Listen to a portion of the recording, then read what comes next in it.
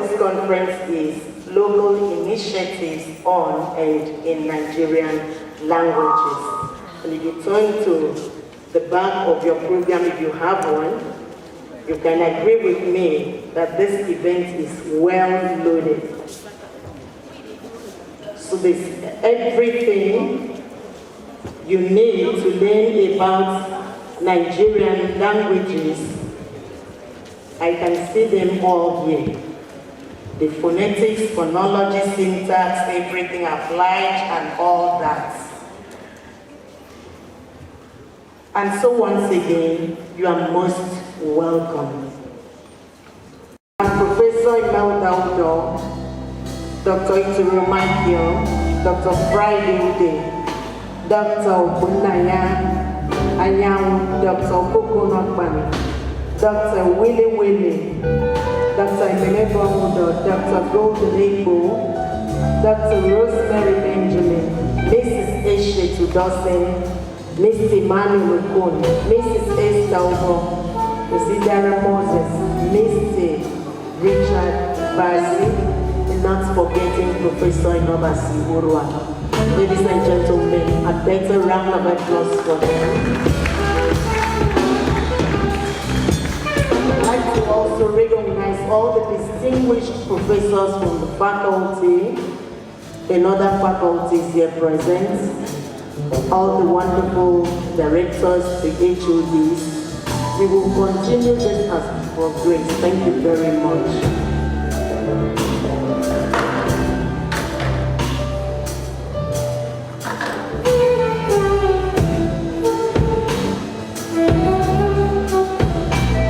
May also welcome Professor Ini Uko. Please celebrate Professor Ini Uko. Prof, you're welcome.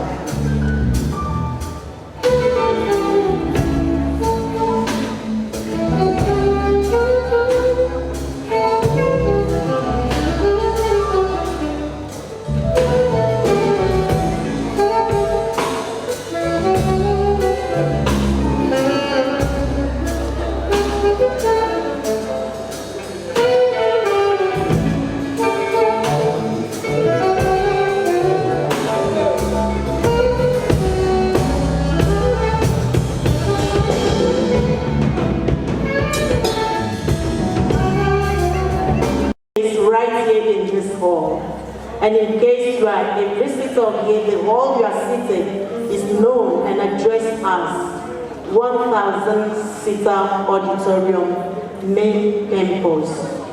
This is Wariba of the University of Uyo. And so once again, you are most welcome as this event promises its best. Thank you very much. On this note, the Dean of Arts here present and very distinguished ladies and gentlemen, may we please rise as we take the anthems. First, the national anthem. That will be followed by the university anthem. Thank you. Please, the national anthem.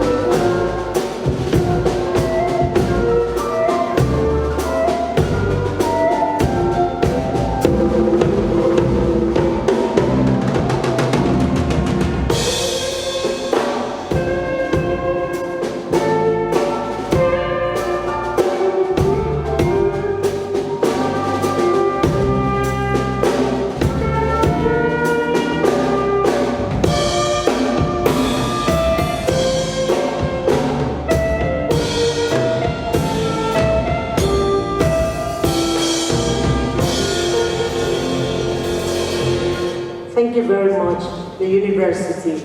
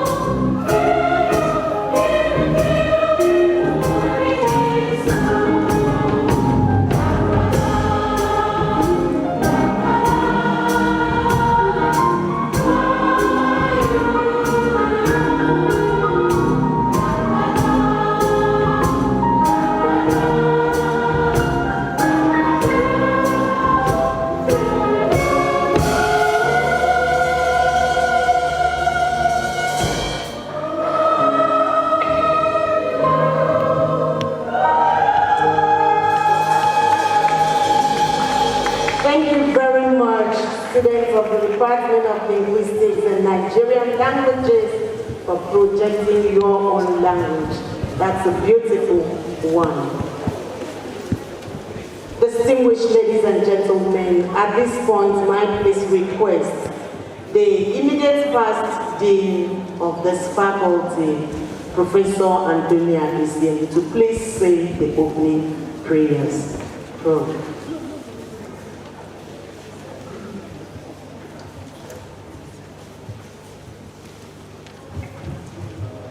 Shall we rise to pray?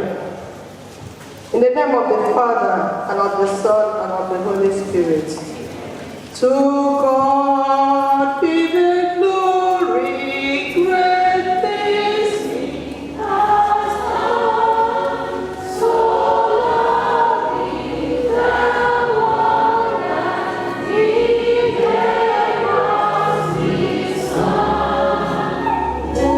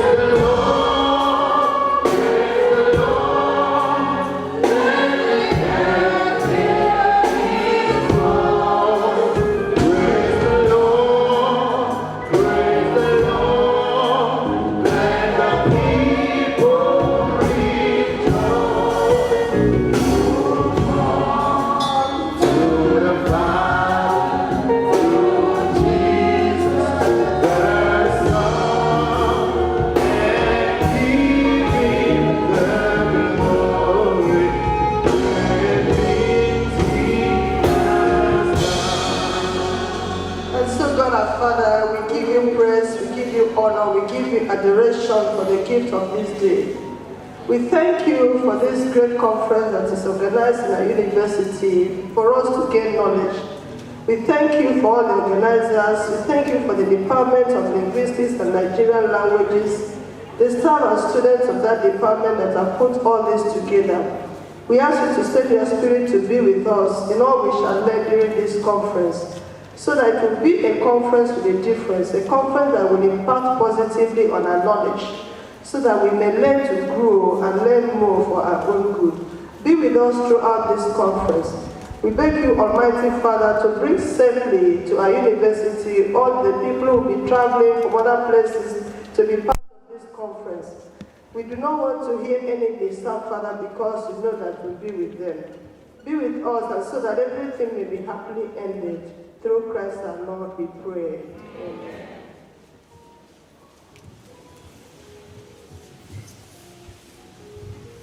Thank you very much, bro. Please a better round of applause for him.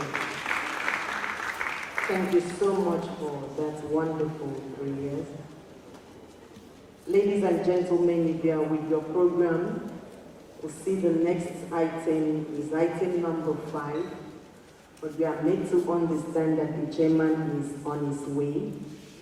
I'd like also to let us know that in no distant time, the Vice Chancellor will join us. He's on a meeting right now with members of the management team. I'd like to invite for welcome address the Chief Osaride host, himself, Professor Joe Uche, Dean of Arts. A round of applause for the Dean.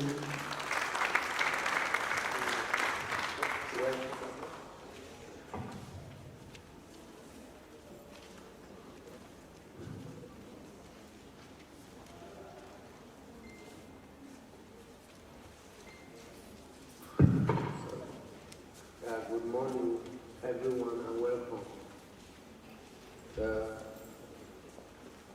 distinguished Vice Chancellor and Chief Host of this conference, Professor Nyaudo Ndayo, who is going to be here presently, the Chief Judge of Akwa Ibom State, His Lordship Justice Godwin Abraham, still being expected, the chairman of this opening ceremony, Comrade Ememoko, who is also the Honorable Commissioner for Information and Strategy, and member of the Akwa Ibom State Executive Council, and of course, he is also a proud alumnus of the University of Uyo, and in particular from the Faculty of Arts, Lank.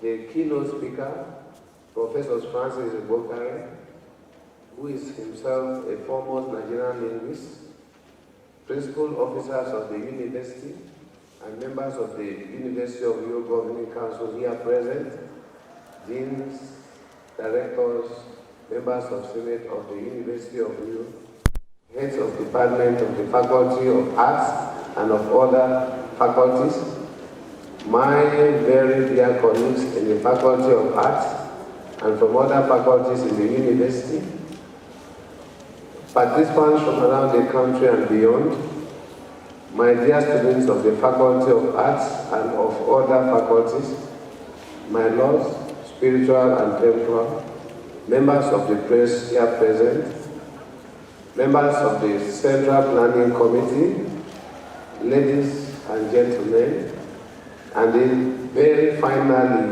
and perhaps most importantly, the convener and celebrator at this year's edition of the Conference of Nigerian Languages Project, our own distinguished Professor Imelda Icheji Udo.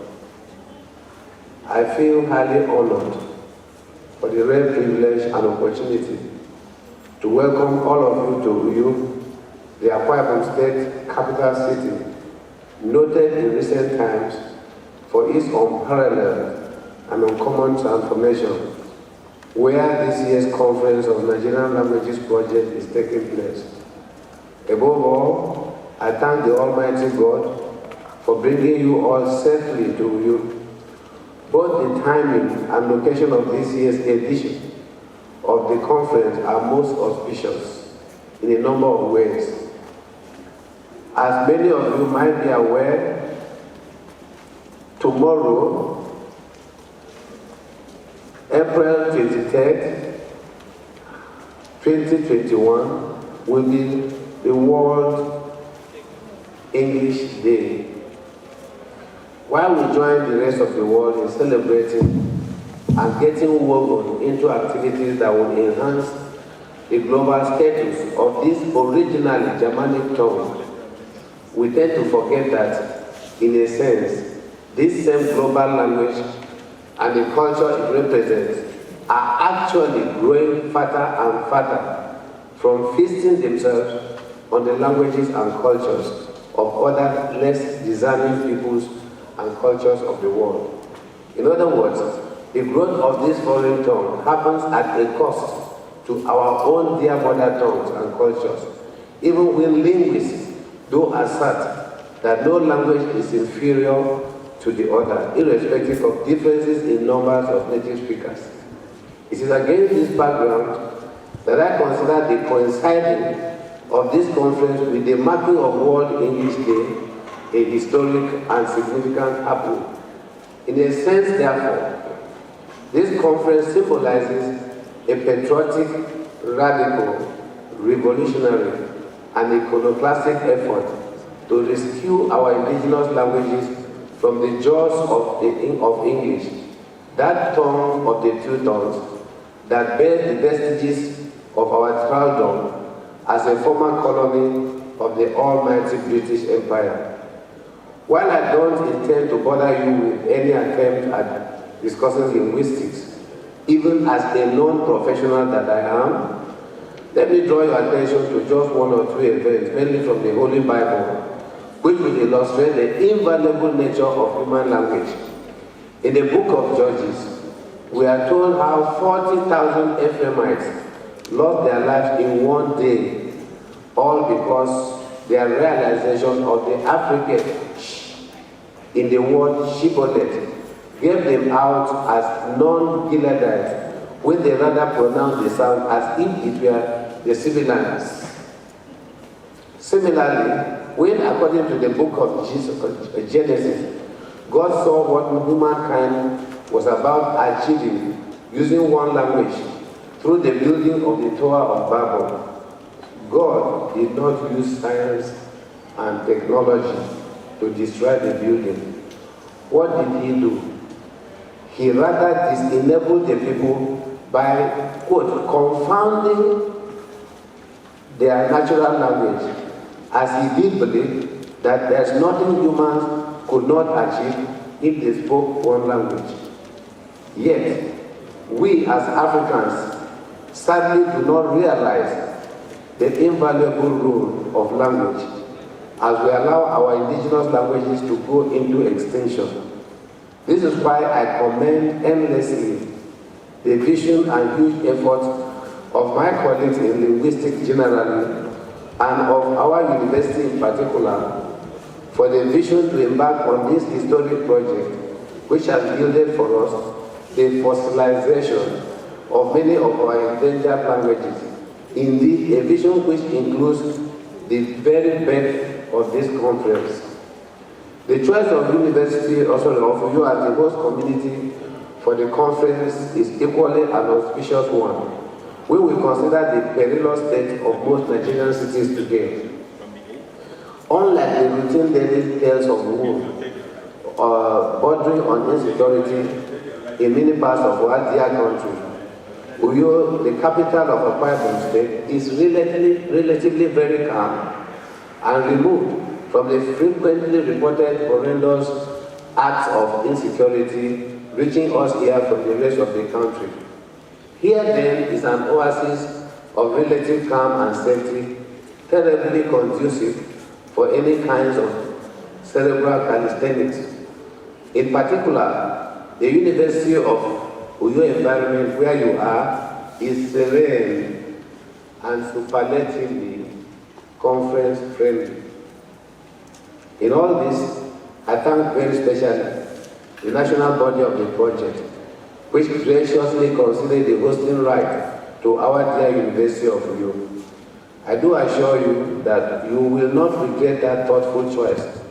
Let me also very specially commend my colleagues in the Department of Linguistics and Nigerian Languages for a number of reasons. First, that is the one department in the Faculty of Arts from which one hears of little or no intra-departmental squabbles and friction.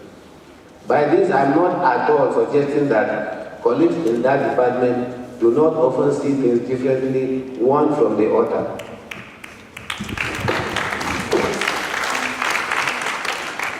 Rather, the colleagues do have a very mature way of managing their differences, such that no smoke from the innocuous flares reaches out from the department into the open skies. Second, from my experience both here in Rio and elsewhere in the country and even beyond, intra-departmental squabbles, petty jealousies, and habitual gossiping have been normal features of life in university environments. But in the Department of Linguistics and Nigerian Languages of this university, the colleagues expend more of their energies on creating and maintaining a healthy mentor-mentee relationship than on displaying their prowess detrimentally on one another. One proof of this harmonious existence is demonstrated at this conference, where a first trip in honor of one of the great mentors, Professor Imelda Odo, will be presented tomorrow to mark her birthday. The first trip was organized by members of the department as a collective, irrespective of rank and status. This is one model of a department I would like the rest in the faculty and the university to emulate, because this way, continuity of the legacies and traditions of the department resulting from the healthy mentor-mentee relationship is assured. In all this, I consider myself specially favored to be the one given the opportunity to play, even if inadequately, the role of host to this conference. Let me say one thing. When I said University of Rio in the country and elsewhere, we have crisis. I had one situation. I have a friend in Finland, and one day she sent me a letter and said that PhD candidate finally committed suicide. Why did the candidate commit suicide? Two professors were involved with the supervision, and the two never agreed, and the poor student became the victim. Here were the students ready to graduate, and here were two persons fighting at the expense of the future and fate of this student. Eventually, the student had to commit suicide. And even when the student committed suicide, the two professors continued to blame each other for being responsible for the death of that child. I don't know if today they are still blaming each other. This happened at the University of Turku in Finland. So for me, the linguistics department is a model, far away from this kind of example. As I hinted at earlier, Uyo is calm. Uyo is a calm, nice place to be, now and at all times. So while we discuss the sound and sentence patterns and the semantics of our Nigerian indigenous languages, and how adjectives sleep and wake and love and hate and die in the Nigerian indigenous languages, spare some time to look around the city, to help yourself to such delicacies as apples, edikanko, atama, and afeafere soups, as well as the epangupo, which are a part of the cultural identity of the people of the upper crust axis of the country. There are also the Ibn of which the two hills where the legendary Mary Slessor lived during her sojourn here, and other places of interest to visit before you return to your various homes. Once more, I welcome you all to this wonderful city and our beloved University of Rio campus. However, in whichever way we run short of your expectations as hosts, do kindly bear with us, for we too are still in the same Nigeria. Once more, you are most certainly welcome and have a wonderful and profitable engagement. Thank you.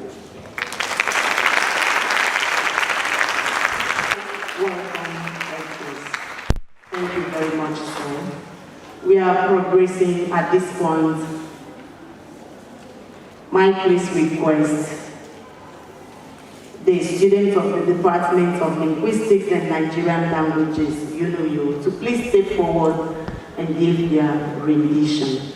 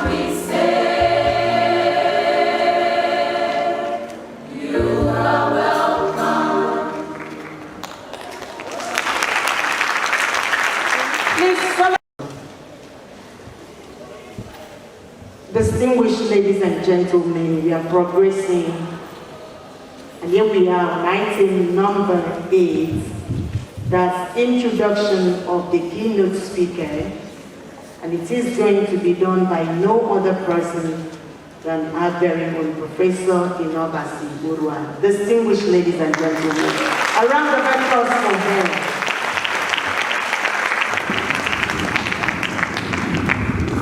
You're welcome.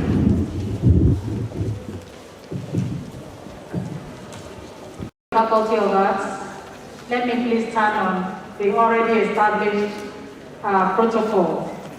But I'd like to recognize the person we are celebrating today, Professor Imelda Ichejudo. I'm here to read a very short resume of the person who is going to give the keynote address. Professor Francis Ebohare, President of the Nigerian Academy of Letters, Fellow of the Nigerian Academy of Letters, Fellow of the Linguistic Association of Nigeria. We are going to keep it very brief, because if you are to read everything about him, it will take a very long time. Francis Ebohare has been a full professor of linguistics at the University of Ibadan since 1999. He's a versatile scholar who has distinguished himself in many fields and endeavors, locally and internationally. Professor Francis Ebohare is the current president of the Nigerian Academy of Letters, and also of the Open Distance and E-Learning Association of Nigeria. He's a fellow of the Alexander von Humboldt Stiftung, the Nigerian Academy of Letters, the Linguistic Association of Nigeria, the Institute of Development Association of Nigeria, and the Institute of Social Work of Nigeria. He is a recipient of the Distinguished Alumnus Award of the University of Benin. He has been a visiting scholar to Southern Illinois University at Edwardsville in the United States of America, and also at the University of Georgia at Athens, also in the United States of America. He has been also at the University of Hamburg in Germany and at the National Universities Commission. Francis Ebohare is an exceptional humanistic scholar with very deep ideological passion for nation and people. His interest in linguistics extends from phonetics and phonology, language and culture documentation, Nigerian pidgin studies, language, society, and development, language, business, and economic development, forensic linguistics, and digital humanities. Francis Ebohare has been very involved in the application of natural language processing tools and their application to Nigerian languages. He has extensive involvement in distance learning and management. In fact, during his tenure as the director of the distance learning and management at the University of Ibadan, he turned that place around to a money spinner. From a place where they were always dependent on the university for funds, he left hundreds of millions of naira in the coffers of the Distance Learning Institute at the University of Ibadan. He is a consultant, he's a researcher, and at diverse strategic and policy levels. He is a regular public analyst, a newspaper columnist, a youth motivator, a poet, a teacher, diligent teacher. He's a practicing Christian. He's not just a nominal Christian, he practices what he preaches. Ladies and gentlemen, it is my delight to introduce to you Professor Francis Ebohare.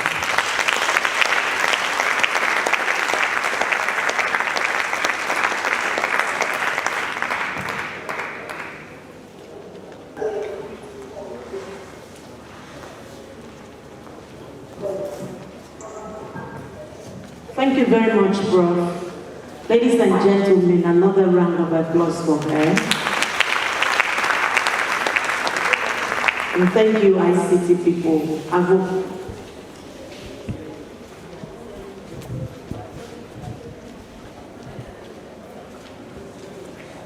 you can go ahead.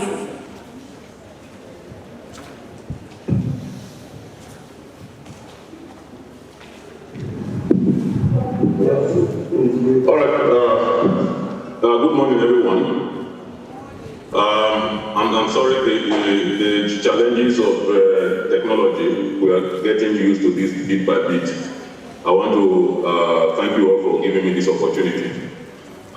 First of all, let me express my appreciation to the Vice Chancellor and the distinguished guests. I want to thank you also for your patience and for identifying with this lofty objective. I want to thank also the organizers of the conference, especially my very good friend and colleague, Professor Enodua, and Imelda, who's always been the driver of a lot of good initiatives. Between these two and their colleagues, they put the University of Uyo in the center of language development in the whole of Africa. I'm not just going to talk about Nigeria. I think the University of Uyo is the place to be now when it comes to linguistics and language development. I want to thank you very much. I'm going to be talking about understanding the challenges of the development of Nigerian languages, setting the agenda for engagement. Now, this is basically in line with the theme of the conference.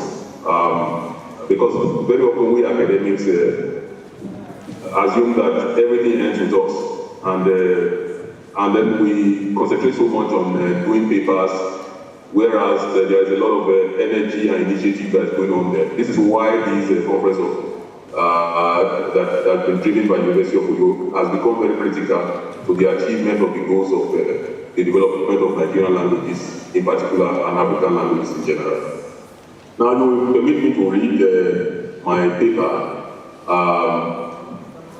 Basically, a keynote is not supposed to be one of those things to say you spend so much time reading. That's why this is short. It's supposed to give you an opportunity to understand the basic issues now as the presenter sees them. And while that is done, at the end, if we have enough time, we'll probably be able to discuss some of the issues that will arise from the keynote. Now, I begin with the introduction that language is a powerful tool for cohesion, unity, and development, where social laws, whether it's political or scientific, it can also perform the contrary, giving the right catalyst.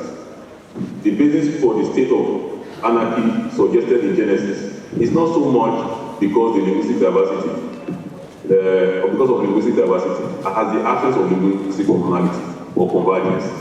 Wherever there is no basis for convergence linguistically, a state of anarchy is what happens. Absence of linguistic commonality in much of Africa can be ascribed to the absence of language policies or the consequences of bad policies. The historical fact of Africa, the arbitrary geographical and political demarcation of the continent has negatively impacted the development of the languages in the continent. Under such a situation, it was easy to over-exaggerate linguistic diversity and overlook the commonalities and regularities so easily perceptible across national, political, administrative boundaries, and very rarely emphasized by common histories. Bambuchi 1992 notes that the picture that emerges for a multiplicity of languages may seem chaotic until another factor is taken into consideration. This is the factor of bilingualism, which in effect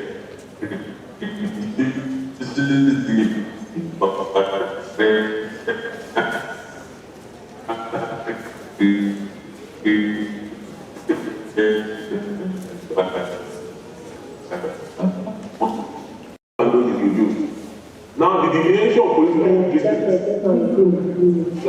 Somebody is interrupting. Can you please mute those who are not? Please mute your microphone, please. Then the issue of mutual heterogeneity has said that delineation of political districts along sub-ethnic and linguistic lines creates hard boundaries and resistance against the choice of any form as the standard. This is one problem we also have to find a way to resolve. How do we deal with the issue of what we call it, the hard boundaries? Then, of course, is the identity politics, which undermines the economies of scale in language planning and development of clusters of related languages. Now, you realize that one of the reasons that is giving up for the inability of the government to deal with investing in language development is because the languages are so many. Yet, this picture of diversity can actually be put to good use if we do the proper things. And but this is undermined. Our ability to engage is undermined by identity politics. Borderline languages and linguistic transitions raise numerous challenges for standardization. There are so many linguistic transitions. We are not even studying them yet. If you go to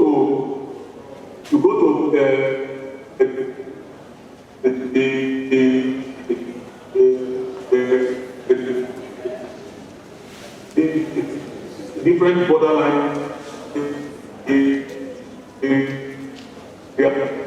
as in the east and in the southwest, in the south, you will see a lot of linguistic transition. Then the problem of we have the issues of dispersed populations and challenges posed by the status in different geopolitical systems. More than that, we are experiencing a communication emergency due to the widening cycles of meanings and understanding as a result of one, limited English proficiency. I don't know, we have a problem of understanding one another now because we don't have the English we speak are based on our various languages, and so the whole business of understanding that where we converge, even among the elite, is becoming problematic. And that is why you will find that politicians will make a statement tomorrow, you listen to them, they'll come and say they will be quoted out of context. And sometimes you read a lot of interpretations of what your politicians or your leaders have said. You wonder where the meanings came from. These are some of the problems with limited English proficiency as we are facing them in Nigeria today. Now, the bigger problem is that information and knowledge, there is information and knowledge flaring arising from communicating to the majority of Nigerians in the languages that they can hardly understand. And one area where this became very clear was the information that was disseminated during COVID-19. At the height of COVID-19 pandemic. I mean, it was amazing, and one wondered who actually these people were talking to, given the fact that the literacy level in Nigeria is probably less than 55%, and when you ask the fact that those who actually would claim to really understand English are not more than about 25% of the Nigerian population. And English was the predominating language that was used massively, with a lot of funding for the use of English to provide information on COVID-19. So I think basically we can now understand why a number of issues having to do with crisis in the country have arisen because we are not communicating with the majority of Nigerians and we are talking to just a few people. If we want to communicate with most people, we have to read them the language that they understand best. And then, of course, there is a linguistic dysfunction due to the loss of competence in indigenous languages. I don't know if how many of us here are passing our languages down to our children. How many of us can actually hold a conversation in our language without necessarily code mixing or having interlining? There's an example I give in Yoruba where somebody just making a simple statement has probably more of Yoruba, more of English mixed up with Yoruba. I think that's what we most of us do these days. We can hardly discuss for 2 minutes in our language. Now, there is now a class of Nigerians who claim English as their only language, but in reality have no competence in any language. And these are the people I call the people who have language dysfunction in a sense. You can't really, apart from a couple of hundreds of vocabulary items, and then a memorization of Americanisms and so on, and digital language, these guys hardly can communicate effectively in any language. And this leads to frustration and the use of abusive words as a reaction to the frustration. So when you see that people are behaving in a way that you are wondering what is happening, the problem is not that their character have changed. The problem basically is that we are suffering a language emergency. We are suffering from a communication emergency because we now have a big population of Nigerians who basically are not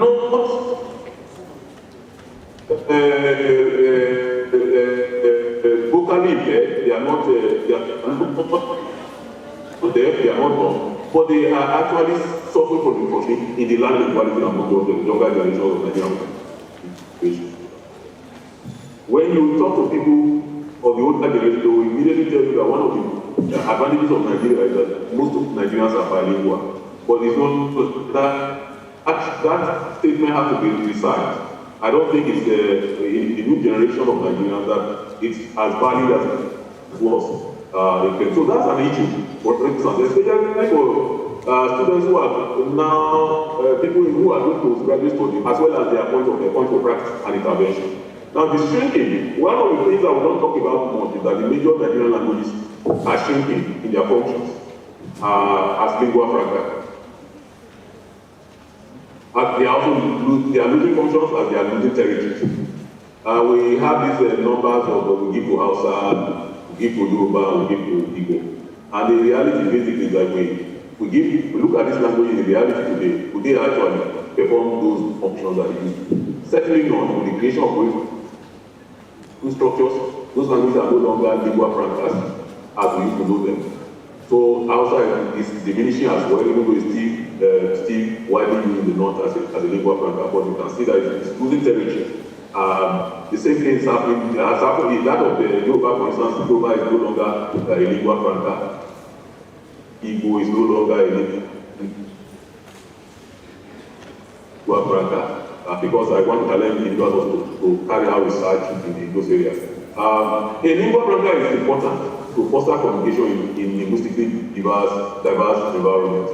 While bilingualism fosters greater understanding, tolerance, and group membership, it fosters empathy and integration, and of course also promotes peaceful coexistence. Because language is not just only a tool for identity it defines who we are as human beings. Now, the loss of bilingualism is taking many forms in Nigeria. First is the emergence of a class of Nigerians who claim English as the only language they speak. English or a form of English. The leveling of dialect differences among closely related languages. The emergence of Nigerians who speak only Pidgin as their mother tongue, and the corresponding endangerment and death of Nigerian languages. While we are talking about this, we also know that Nigerian Pidgin is spreading and performing new roles. And this is basically an asset from the Niger Delta environment where Nigerian Pidgin has its origin. Now, the idea of the communication emergency arises from these and the fact that Nigerians are generally not rich in the languages they understand best. Even when information is presented in their mother languages, the information is encrypted in terms that are untranslatable because these languages are fossilized and are not capacitated for modern development and scientific vocabularies. Consequently, we are experiencing a widening cycle of meanings and understanding with serious implications for development, peace, safety, and security. Now, I have said elsewhere that Nigeria's problems are basically two problems. One problem is that we have a cultural crisis. The second is that we have a linguistic crisis. And that if we solve these problems, we will be able to tackle our development issues. That is why, for those of our guests, important personalities who are here, it is important for you to pay more attention to language issues and to give a lot of support to linguistics department. Because at the core of what makes us human beings is language. There is nobody who is going to listen to you and pay respect to you when you lose your identity. Because the part of losing your identity is losing your language. You begin by losing your language. Now, how do we resolve the challenges as we begin to come to the end of this presentation? I would like us to look at how we can resolve these challenges. The truth basically is that whatever I offer here as solutions are not going to, cannot cover everything. But just for the constraint of time, we will limit ourselves to a few things. A number of actions and activities would require to reverse the status quo. I have sometimes used the expression language resourcing to develop the conceptual framework for intervention. Whatever the varieties of actions that this may suggest, I will limit myself particularly to the idea of mobilizing the involvement of communities and language practitioners to define the agenda for their languages and set the trajectory for development. Linguists will prove to be helpful, but they are often very narrow in their vision for languages. Often the focus is limited to any promotion, but the deeper concerns may not necessarily be captured as critical to the requirements for promotion and reward in the higher education system. The system may not reflect or capture some of the issues that will be critical in resourcing these languages when they are considering promotion criteria and when they are considering community service. And that's why linguists don't pay too much attention sometimes to the critical area. And that is why I need to congratulate the University of Oyo and especially the two key figures who are involved, Professor Enourua, I'm always very proud of her, and Professor Imeda Udo, who has become like the engine of a number of initiatives that we are experiencing today in Nigeria in terms of the linguistic community. So the idea of resourcing language is the process of finding ways of harnessing the linguistic resources and capacities in Nigeria towards development. What do we need to do to facilitate the participation of communities and cultural entrepreneurs?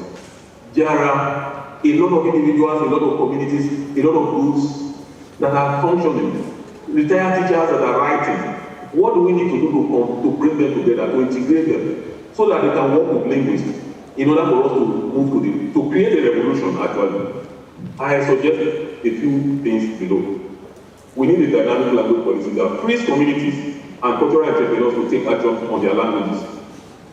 This one is ongoing, and very soon we are going to get a very dynamic language policy spearheaded by the Linguistics Association of Nigeria in collaboration with the National Educational Research and Development Council and the Federal Ministry of Education. Freeing indigenous languages to engage in business and economic activities.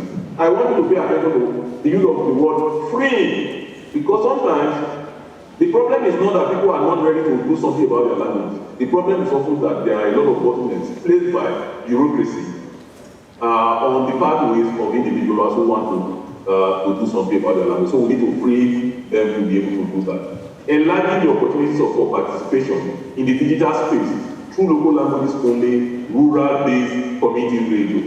There may be a number of individuals who are here today who can invest in community radios in their localities, that where only their languages are used, and no other thing. People, and we see how this can catalyze community development, how it will create an enlargement of the reality space of the local languages, and then lead to language development, new technologies that are situated in the realities of the people. It's very, very critical, it's very, very important.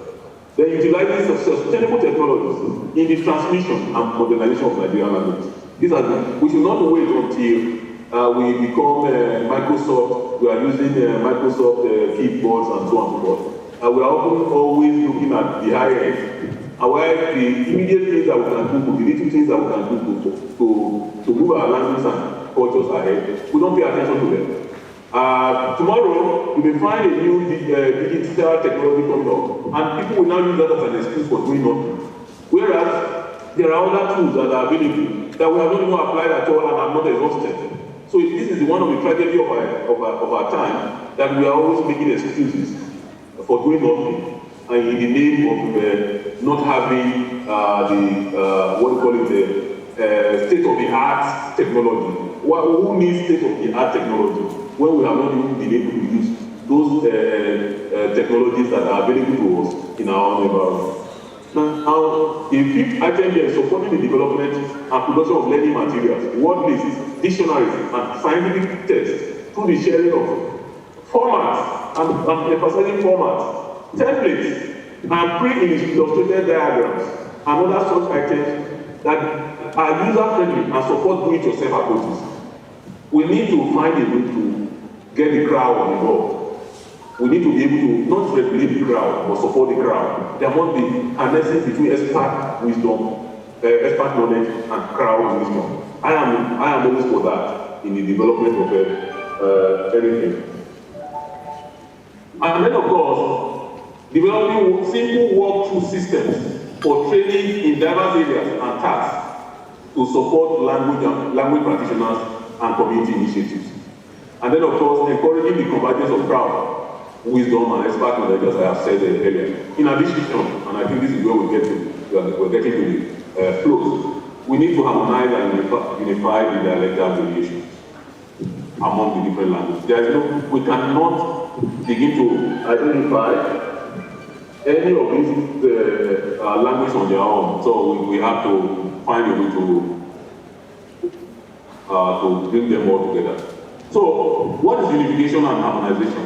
I will not read this, I will just tell you that what we are saying basically is that when we have dialects, we need to be able to find a way to bring them together. We harmonize the orthographies, we find a way to see what neutralize the differences. We find an approach to standardization that will not diminish and suppress any of the dialects. And then we develop pan-dialectal resources for teaching, resources for dictionary resources that are pan-dialectal. And at the end of the day, it is the preference of the speakers of the languages who use them that will determine exactly which one of them will emerge as a standard, rather than forcing standards on people. So, advantages of unification. There are a few advantages for unification. It is bound to promote better intergroup communication. It fosters a greater sense of unity among people for the purpose of pursuing common objectives. It will promote the use of the mother tongue as medium of education by reducing costs and enhancing better planning.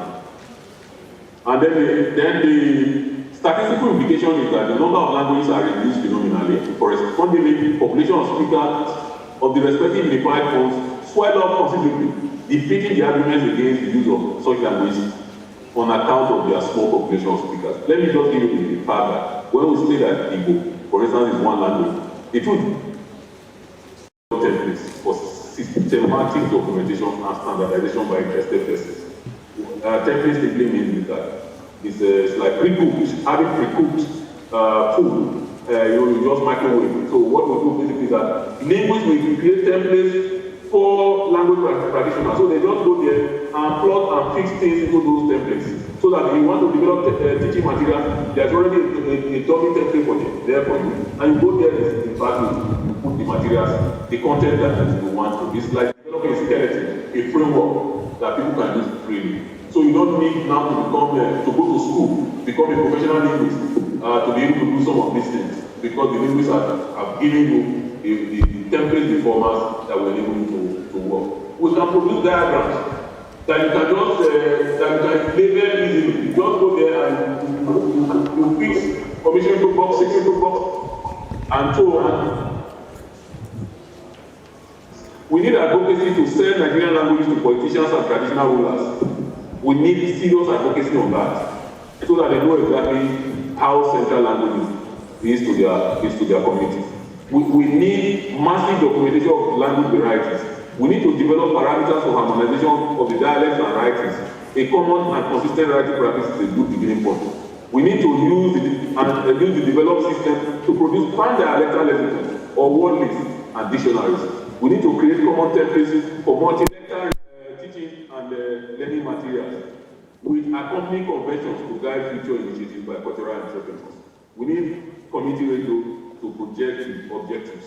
We need online bulletins in Nigerian languages to create opportunities for awareness and literary expression. And then, of course, massive translation of literary classics and scientific literature by serving and retired teachers into Nigerian language. A common Nigerian language resource site online for all manners of information and support materials is the last suggestion that I will make in this place. So I want to use this opportunity again to thank the organizers for giving me this opportunity to share some of these ideas, believing that together we can move Nigeria forward. Thank you very much for listening.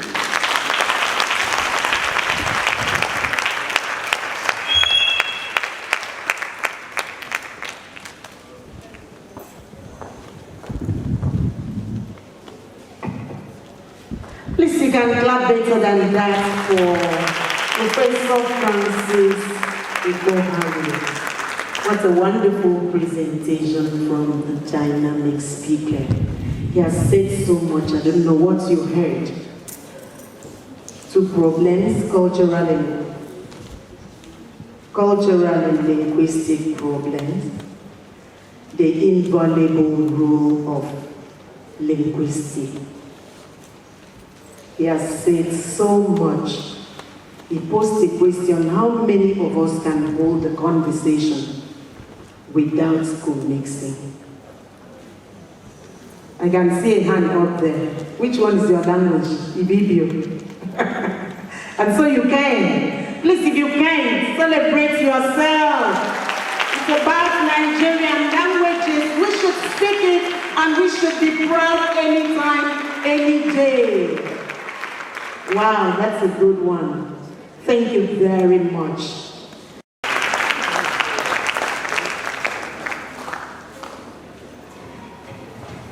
Thank you very much, Madam MC. The chairman of this occasion in absentia, the Dean of Arts, very distinguished guests here present. Let me apologize for the hitches we are having with the virtual structure. It is one of those things we live with. We are really sorry and we are working on it and hope that the keynote address can be presented shortly. So let me just give you an idea of what the Nigerian Languages Project is and some of the things we've been doing. So the Nigerian Languages Project is a project of the Department of Linguistics and Nigerian Languages, University of Uyo. It seeks to provide a database of the languages of Nigeria following the 6 geopolitical zones: the South-South, the Southeast, the Southwest, the North-Central, the Northeast, and the Northwest. And the project surveys the 774 local government areas and presents the languages and their varieties, as well as estimates of the speakers of these languages. It also provides political maps as a guide, which will eventually be converted to linguistic maps of these zones. With such a concise record, the plan is that all the languages can be harnessed and empowered through systematic description, documentation, and development to share in the globalization revolution, as well as education and local outreach. Now, this project is of immense value to all Nigerians who speak these precious languages. Policymakers in government, lawmakers, the federal, state, and local governments, legislatures, international agencies, linguists, other scholars, students, teachers, journalists, tourists, and many other categories of readers.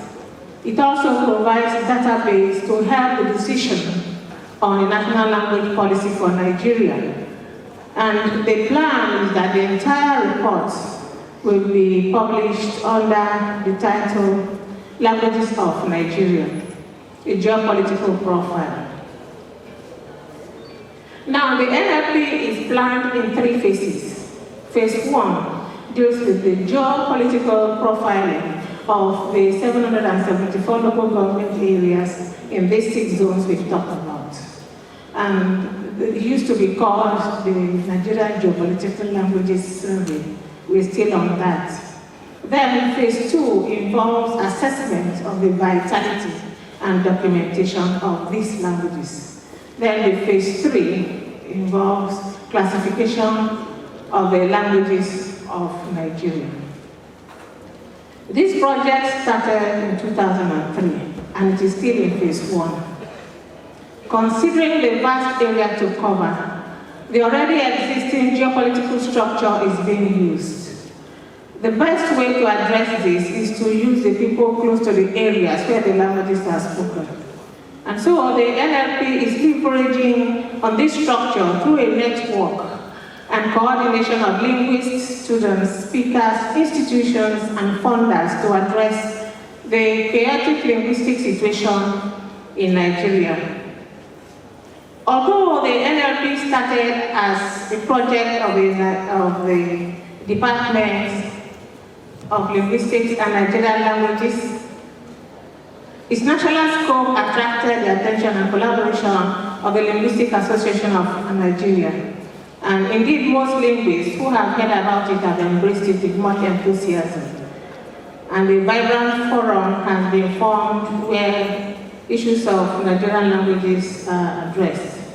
Now, some of the objectives of this project include to explore and document the languages of Nigeria, bring together individuals, groups, and institutions and stakeholders in the language project, form working groups to cover all 6 geopolitical zones, provide platforms for sharing projects, gather information and documentation efforts across Nigeria, publish volumes on languages of Nigeria, produce linguistic maps, and host conferences and workshops like this one.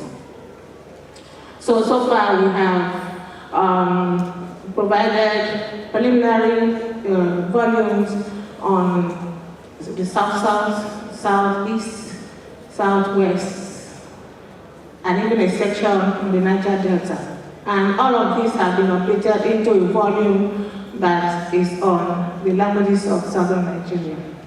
And so work is still pending in the northern zones, as you can see, the north central, northeast, and northwest. We're still working on those.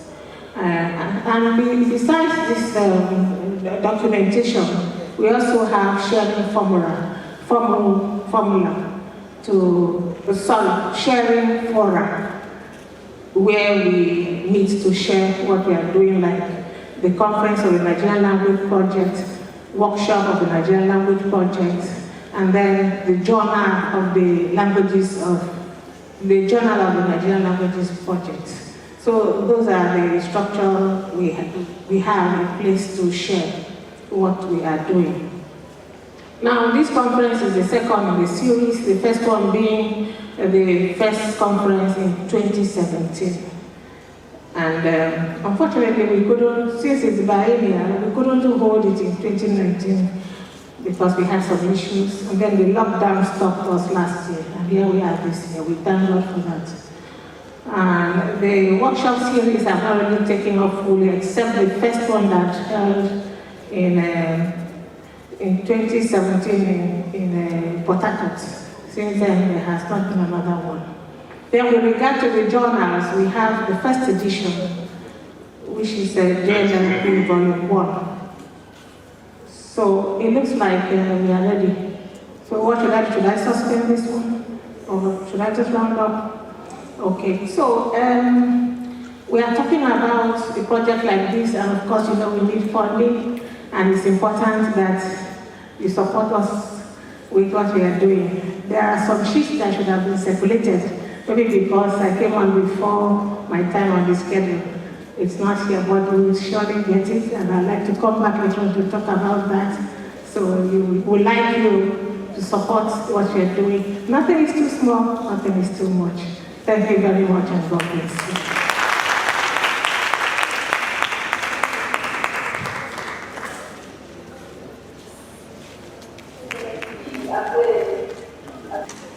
Very distinguished ladies and gentlemen, during the course of that presentation, worked in a gentleman, a proud son of Akwa Ibom State, the chairman of this great occasion. I'm talking about no other than the Commissioner for Information and Strategy, Akwa Ibom State, Comrade Emin Idiobon. Honorable Commissioner, please, I welcome you to the big table, and as you come up, I welcome you for your speech. Thank you. Please, a round of applause for the Commissioner.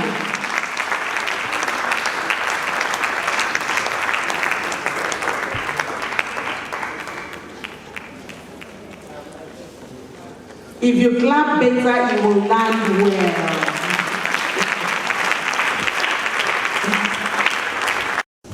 The Dean of Faculty, the organizers, my lecturers. Unfortunately, there is not a word like former lecturer. I wish there was. But the organizers of this second conference of the Nigerian Languages Project, my lecturers, let me specifically appreciate my academic mother, Professor Nova Silva. Let me also acknowledge the celebrator. You know, you had carryover. When you hated carryover, Prof, so how come you have it? You have carryover celebration. Professor Emmanuel Dodo, glad to see a professor from English, Professor Kuro. And when I spoke to her, I said that she hasn't changed, so it's not difficult to recognize her. You know, so, and I've also seen my teachers in history. This is a set of profs that have told me they will be here. I've seen my teachers in history, the dean of the faculty, and every other person. Let me apologize. I had sent the head of the department, my dear elder sister. I had sent my anticipatory apology, or I apologized over my anticipatory lateness through my sister, Gold Lydian Doctor. And I had asked last night when I saw the schedule of His Excellency the Governor, where I was to stand in to receive the second set of students on course study from the National Institute of Security Studies. And that event was scheduled for 10. I suspected that we may not be able to finish before 11. So I had asked Dr. Gold Lydian to please extend to the head of department and professors that I may run late. And I'm sure she did that. But when I also saw Professor Orwa's text, I knew it was a command. You know, when a command is couched like an appeal, he said, please, can you come? I just knew you removed the please. I said, come here, my friend. That's simply to, Prof, you would have put me in trouble because the people who came as senior officers drawn from the Nigerian Army, Navy, DSS, and the rest. So while trying to obey you, I would have run into the problem of arrest. You don't need anything to do with this country to be arrested. And Prof, you just write grammar, they won't free me. So I need to navigate in between obeying my teacher and obeying the people who carry guns. So that's why I'm late. Again, I apologize, please. I apologize sincerely. The lecture I met spoke to the issue. But my only fear is that we have spoken to this issue so long, and yet it seems that it's going nowhere. Why I think the university isolates you from reality. Because when you come to the gown, you create the ideal situation, you have the intellectual latitude to say all the things you want to say, do all the things you want to do. But when you cross that gate, it no longer holds like that. Now, so the mixture, the marriage between town and gown is intended that what the gown does can get into the town. But my fear is the reverse. What town holds, when it comes here, it will be catastrophic. So the issues of the threats of the existence of our language is coming true daily, even in our homes. And especially we are all playing ostrich to this, where we tend to externalize this problem and we tend not to accept that we are a critical part of the problem. The only person I will excuse from that problem whom I've seen, to my knowledge, who insists on this is Professor Orwa. While growing up, while her daughter was growing up, my first daughter was growing up, I'm a regular visitor to her house. I never heard her speak English to the girl. And so one day I got very curious. I said, why would you do this kind of thing? He said, the English can be learnt. When you miss your mother tongue, no one teaches it to you. Let her know this one, she would learn English. And she now told me of a study that was conducted, I think in the University of Ibadan, where it was shown that if you teach English using the mother tongue, that the children who learn from L1 to L2 would have deeper knowledge of L2 than those who just meet it. How many parents are willing to even communicate with their children? It's a sign of advancement if your child cannot speak Ibibio. If you can't speak your native language. So if a visitor comes to the house and you call the child and say, and ask the person to greet, if the person greets him and says, I don't understand that. You know, that means, but we are hurting ourselves because I have wondered, have you noticed that Vladimir Putin doesn't speak English on any foreign, but he knows English a lot. I saw a leaked video when he was speaking fluent English, that he was speaking to people in a controlled environment. He didn't know he would come out. But at every function where he attends with any other head of government, he speaks Russian. That forces a third party into that conversation. And that third party is obviously KGB. And so, and there are things that people can discuss if they are just two of them. There are things they will never discuss to an interpreter. It also serves as a check. And if you know what the Russian strategic foreign policy is, you understand why that is so. You would also not meet a Chinese prime minister speak English. But it's difficult here that even the House of Assembly, like the Prof noted, I'm wondering the day we ask that the House of Assembly should conduct their assembly in local language also. You would find a way to bring in English. It's very difficult to hold a conversation in our local languages without bringing in English. And when we look at the issue of security, language has a critical role to play in security. Now, so if we are gathered here, and which is also the challenge of a country like Nigeria, where we do not have a lingua franca which is externalized to others. So how do we communicate if Cameroonians are here and we need to say something that only Nigerians will hear? How do we communicate? So to that extent, the problem of language is a problem we must look into. But my fear now, which is what I need to leave with you, because all of you are friends with people in government. All of you influence those in government. The focus of government and governance, especially in education, seems to be technology, science. And now, so I'm wondering how the Federal Executive Council would deliberate issue of language. I seem to suspect that some of the people seated there will think that that's a secondary issue. We have not sorted roads We have not sorted out the infrastructure. So why should we be talking about a thing as common as language? But if we do not, we're going to have a generation where no business can be transacted, even communication cannot be held in a local language.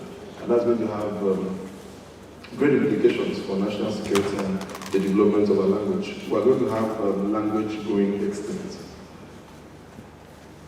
But also, even in their push for technology, linguists and language experts must ride on that push to do. There are phones that you have now, and it has speech-to-text capacity. Are we together? If you go to your WhatsApp and you put up the keypad, there's a microphone indicator on the edge. If you press it and you speak to it, it will convert or translate what you're saying to text. Now I'm wondering if I speak Ibibio all through, what will happen? But with a huge development done in local languages, the work done on local languages, we need to do that work and translate it to a point where technology can drive on it, can ride on it. So that if you were to speak Ibibio, or speak Anang, or speak Oro to your phone would understand and write it well. And if you needed to translate it to English, it would be able to do so. If you go on Facebook, Thomas, my friend, does that a lot. If you go on Facebook, one of the things that will make you not write Ibibio on Facebook is the translation that it will give. And sometimes the devil's second rule, which is that the worst of outcomes can emerge from the best of intention, will happen. So if you now write, and you think that you're trying to communicate to a specific number of people, excluding the rest, by the time you post it, Facebook on its own translates that, and it could translate to say, God punish the father of the person who is reading this. Why is that so? That is so because most of the work we've done on our languages are offline, or are not in, those that are online are not in readily usable form that Google and other software can pick from immediately to use. So the dictionary and the translation and the word lists that have been done, we must partner. I remember that when I was in final year, Prof created a partnership where we did with the German University, and Professor Gibbon was here. And a person from computer science, Dr. Esco, I think, Moses, was there. And I asked Prof, what is the computer person doing? He said, the future of language will be preserved by computer. And now we see that that is very possible. So the work we are doing, if we go back, I don't know how we store and use the materials we have generated. This department, when we were here, was the department that did practical final year projects. You were sent to a community and you did projects that are useful. Those things are still very useful, even if we can convert them. So head of departments, you may now need to get back and get all the students' projects, because they are useful. They will source materials, primary evidence, and convert them to what technology can use and adapt. I also listened to the harmonization of dialects, and I have come to announce that this is where the first problem starts. Because the question will be, so why should Ibibio be central? In the Ibibio, you have a different variant spoken in Ona, you have another one spoken in Ikorobas, you have another one spoken in Ibiona, you have another one spoken in Ikono. So the question will be, even among the Iko Ibibios, why would we? So the patriotism to allow one to reign will become an issue. So if the harmonization of dialects will bring problems that we don't even speak the language again, let's not allow it the way it is, because that will bring problems. So the critical role of technology is something we must continue to look at, and we must also, as parents, as teachers, try to pause the threat of language transfer from generation to generation. But the question is, are we going to take individual responsibility? Everyone can talk, it's a talk shop, everyone can espouse. So seated there, I asked myself, what will you do as Commissioner for Information to help this? And he said something about using community radio to propagate local programs. And I remember that recently the department paid a visit on me, and we opened the doors and said, let's collaborate, let's push, let's stop talking, let's start acting. And when I was Publicity Secretary of the People's Democratic Party, there was a publication we had, The Umbrella, and I made sure we translated that publication to Ibibio. And I discovered that the market women loved that publication more than the one in English. And that made a lot of impact on them. And they felt that the party had carried them along because we had gotten to their level. So since we do not have the huge resources, but the state publication in May, coming in May, we may not be able to do a separate publication altogether in Ibibio. But what we can do is to forcefully infuse some articles, at least 30% of the articles that will go on that magazine would have to either be translated to a local language, and it won't be Ibibio alone, because we also have to be sensitive to the diversity of the state. So I now open another week of partnership, and the project is already ongoing. The scripts are there. So if you want to earn credits of saying that this was done in partnership with linguistics, I won't have to pay for it. But if I pay for it, I won't put that it was linguistics that did it. But I would love that the department has credits for it. So I would work with anyone in the department to send, so that we can pick some critical materials that are there, translate them into local language and fix them there. So, and it will help. So people who can write in Oro, people who can write in Anna, who can write in Bidu, who can write in the languages spoken in East Nobolo, can have a feel of it. So when you open a state magazine, you will find that. And I think that's the first step to start from. I'd also try to get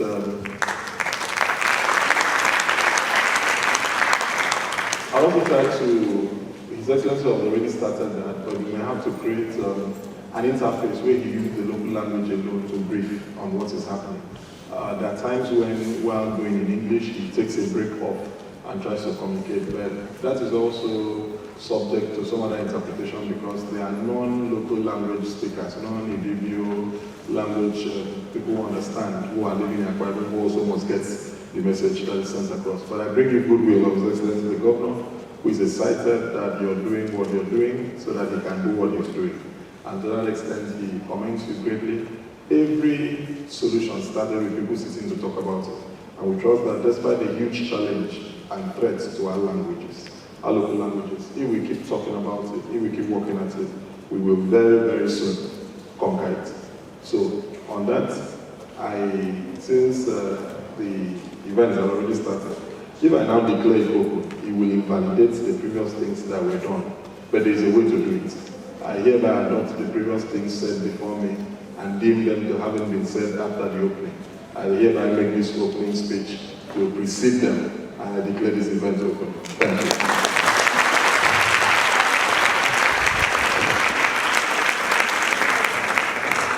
Thank you very much, the Honorable Commissioner. There's a way to do it. Thanks so very much for that wonderful opening speech.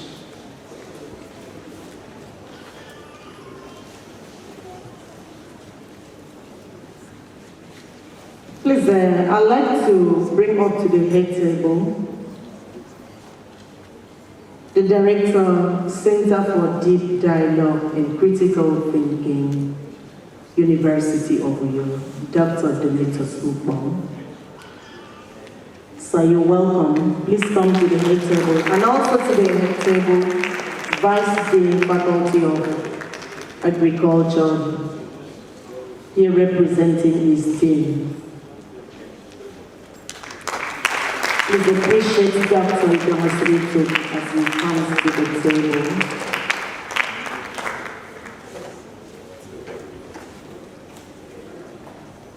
Let me also invite the coordinator of this program, Professor Imelda Udo, to also join the head table.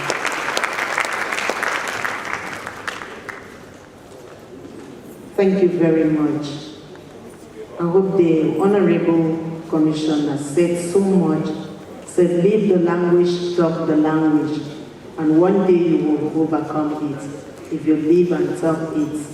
Another round of applause for him. The Honorable Chairman of this occasion, very distinguished ladies and gentlemen, we are progressing. And at this point, I'd like to please invite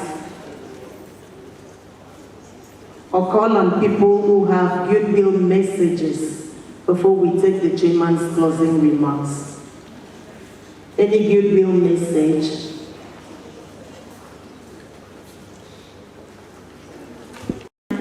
For the closing remarks, the chairman said. The Dean of Faculty, those attending in presenters and those attending via Zoom. This conference is both for the students and for lecturers alike. I suspect that the students did not enjoy this conference. Did you enjoy the conference, students?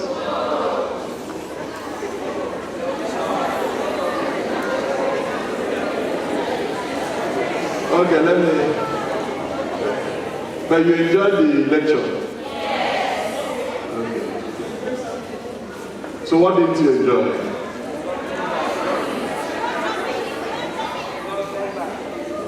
They are restricting your airflow. They are choking you. But you dey breathe now. It shocked you. Prof, that's the difference. I'm still with them. I knew, but let me tell you the truth. Nothing good comes easily. Many years after you left school, you miss this conference. And this is the time to stock up your head with all that there is. There's no time you're going to have this liberty of learning. You'll be distracted at every point. The day you leave the university, that's if you're a regular university student, not doing adult program and the like. The day you leave the university and you pass this stage of your life, you struggle to study. So use this period to the best. Kill yourself now, nobody dies learning. I tell you the truth, the world outside is very competitive. You're not competing with the people you're seeing. You're competing with people on Zoom. It's like Prof that is looking at you. You're competing with the world.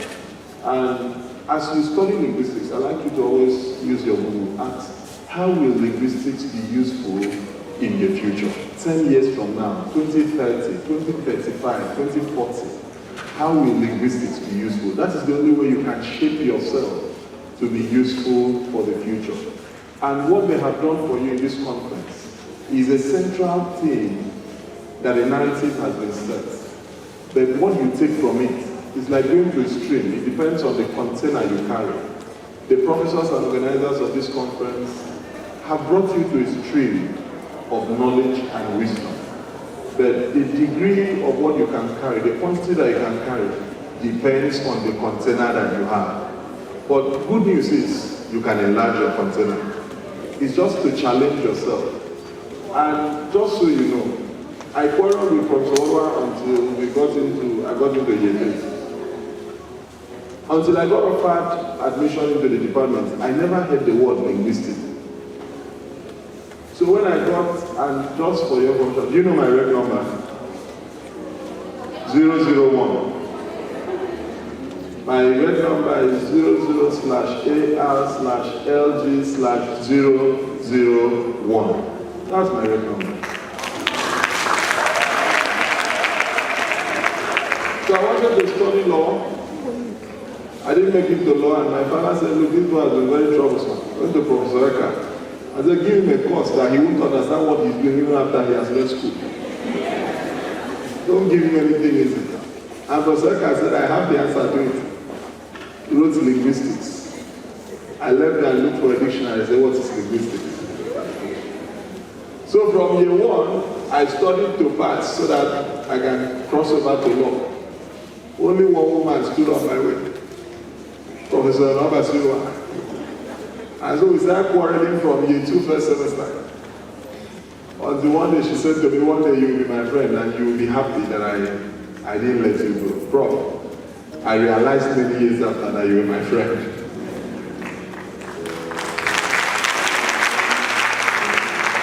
So take this take this opportunity very seriously. Linguistics will confuse you. Has Dr. Willie really taught you?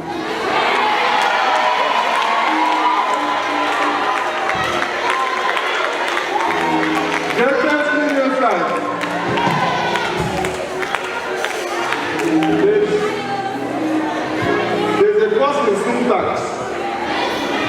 There's a course in syntax.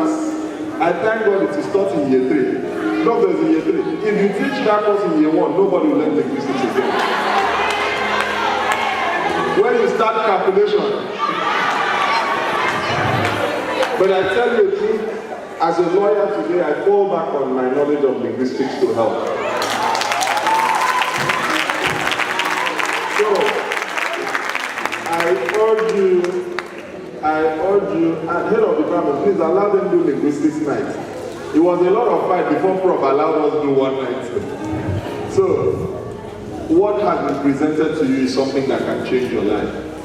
But it can only change your life if you allow it to change your life. So try and enjoy the conference, don't endure the conference. Pick something from here and begin to develop it. And for information, Golden Lillian is my classmate. She now has PhD and is teaching you. So I trust that you would enjoy this conference, you will take something away from it. I must thank the organizers of this conference. Academic isn't usually pleasurable, at least to the budding ear. But after a while, every single word you speak, I must thank all of them for being parents to us. Every single word you speak as seeds you are sowing. Don't bother. It will take time to grow, but it will eventually grow. So I congratulate everyone, and with the consent of the Dean of Faculty, I'm excited to bring this session to a close.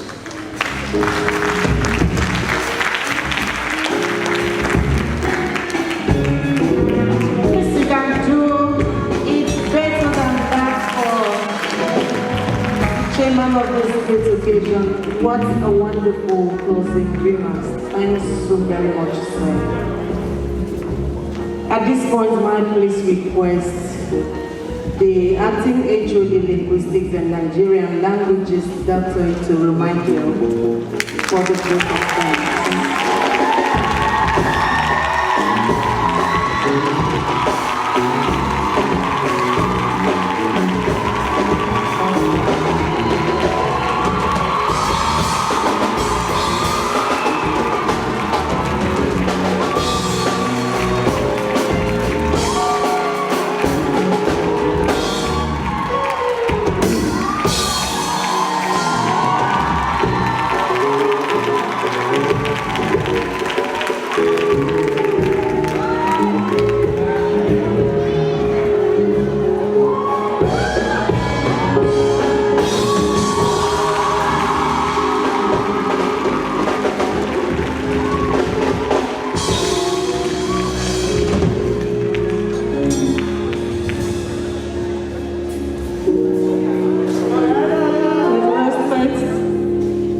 Chairman of this occasion, Comrade Inebam,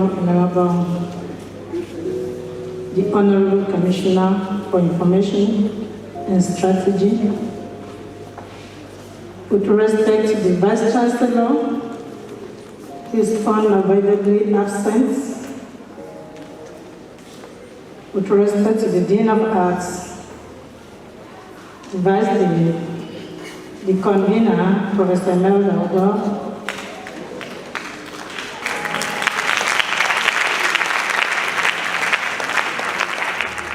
with respect to our grandmother, Dr. Nika Mustani Didio,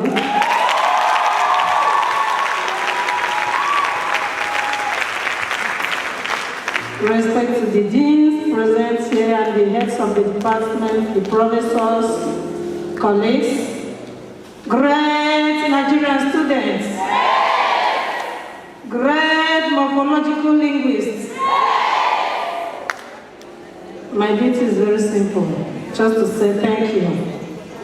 I wish to thank everybody that made this occasion.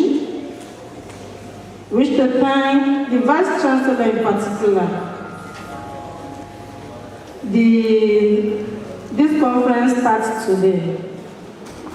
Tomorrow is another day. Saturday is the D-Day. Today is just water.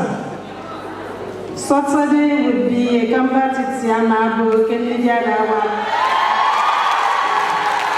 a Kamusan. You don't need to come with your son, you don't need to come with a pan.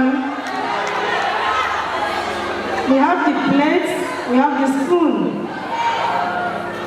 So I want to say thank you to everybody. And I wish to say thank you to the keynote speaker. How I wish it was a late paper presentation, we would have interacted. The keynote address is just like a sermon. He was my supervisor, and I knew what I passed through in his hand.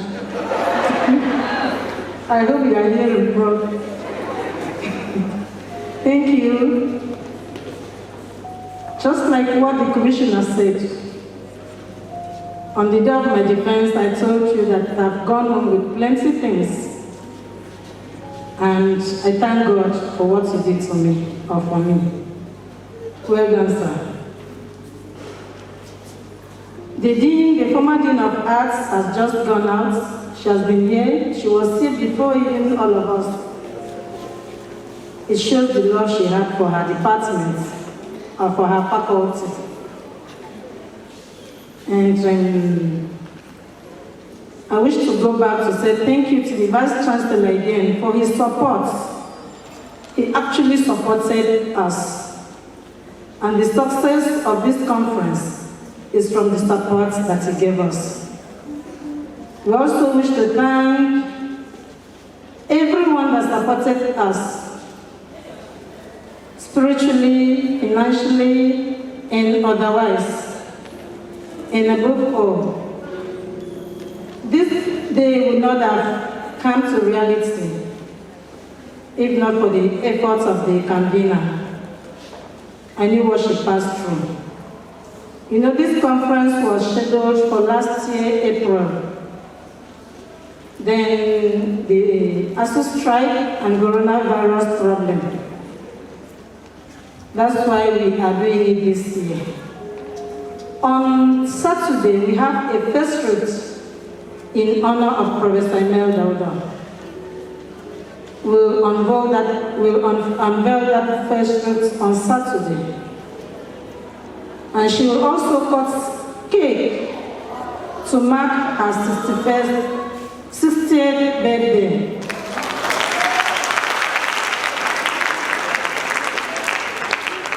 That's why I'm saying please come back on Saturday. Tomorrow will be another day for paper presentation. After this, we'll go for paper presentation, academic interaction, everybody will stay back. I say please, thank you, may God bless every one of us in Jesus' name.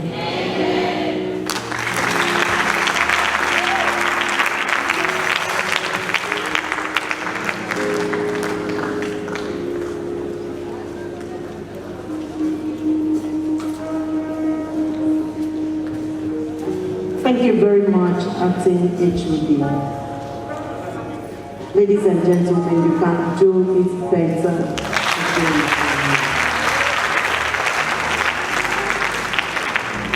I wish we have all the time, but at this point, we wish to draw the first segment, draw the curtain for the first segment, and that's the opening ceremony.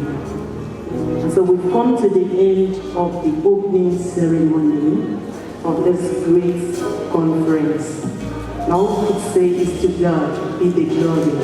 As we please rise for the anthems, we're going to take them in reverse order. And I'm told it's going to be taken by the students of the Department of Linguistics. Are you ready? May we please rise.